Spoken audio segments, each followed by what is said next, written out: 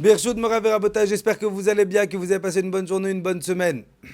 La paracha de cette semaine, Bezrat Hashem, ça va être la paracha, on va en avoir deux, Matot et Massé. Deux parachutes.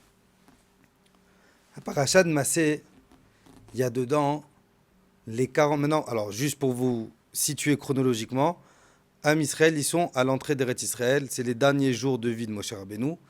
Et Am Israël, ils vont refaire toutes les étapes qu'ils ont passées dans le désert. Ils ont tourné pendant 40 ans. Pendant 40 ans, ils étaient dans le désert. En 40 ans, ils ont fait 42 étapes.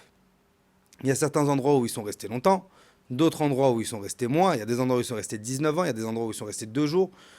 Les 42 étapes. Mais si vous regardez dans la Torah, la manière comment c'est écrit, je vais vous le dire dans notre langage. Et ils sont venus de Tel Aviv et ils sont partis à Natania. Ils sont arrivés à Natania. Ils sont partis de Natania pour aller à Ranana. Ils sont arrivés à Ranana, après ils sont partis de Ranana pour aller à Herzliya. Ils sont arrivés à Herzliya. C'est-à-dire, c'est des étapes que les noms des villes. Pas de détails. 42 étapes. C'est ramené dans les Sfarim qu'il y a une très très grande ségoula à faire, au moins une fois par an.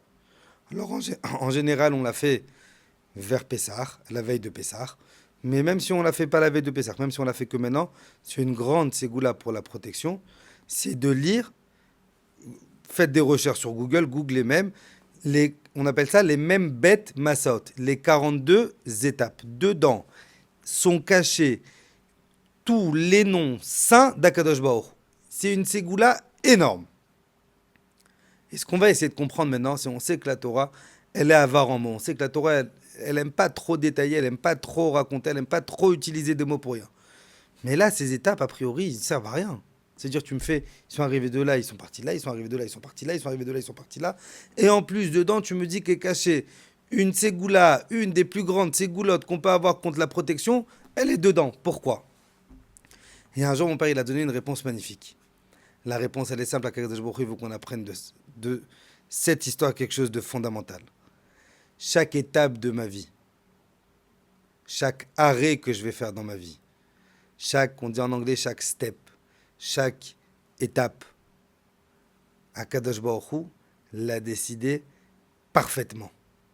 Et si les Juifs, ils ont tourné pendant 40 ans dans le désert, chaque étape qui se sont arrêtés dans le désert, c'était voulu par Hachem pour t'apprendre que chaque étape que tu vas avoir dans ta vie, tu vas avoir des belles étapes, tu vas avoir des étapes plus difficiles, tu vas avoir des bonnes choses, tu vas avoir des mauvaises choses, mais chaque épreuve, chaque chose qui m'arrive dans ma vie, Akadosh Baruch Hu l'a décidé.